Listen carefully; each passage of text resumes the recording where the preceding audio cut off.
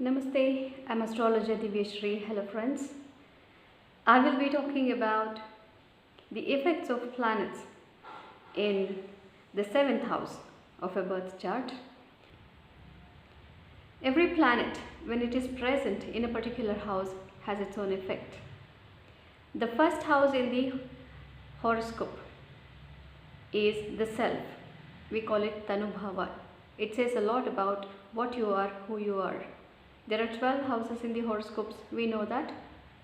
So the first house talks about who you are. The second house says how your family life will be. The third house says your relationship in the society and your siblings basically. And the fourth house talks about your immobile assets and properties. The fifth house talks about your creativity and progeny, children. The sixth house talks about enemies you will have in life. The 7th house talks about married life and relationships.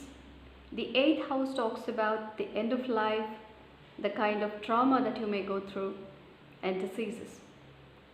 The 9th house talks about the kind of fortune you're born with.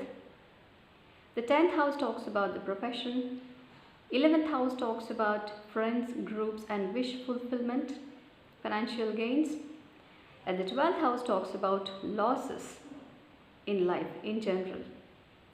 So, we said the 7th house is going to talk about the kind of marriage that we will have. 7th house is called the Kalatrasthana, the house of the spouse. If you have Guru, the Jupiter, in your 7th house, you will get a very religious, orthodox, God-fearing and virtuous, well-educated, good looks and very well-mannered, polished in behavior partner. So this sometimes, if you are not as virtuous as they are, then there may be problems. You may feel they're too dumb, they are too conventional, they are drab, uninteresting. So it is up to you to take the good and leave out the bad.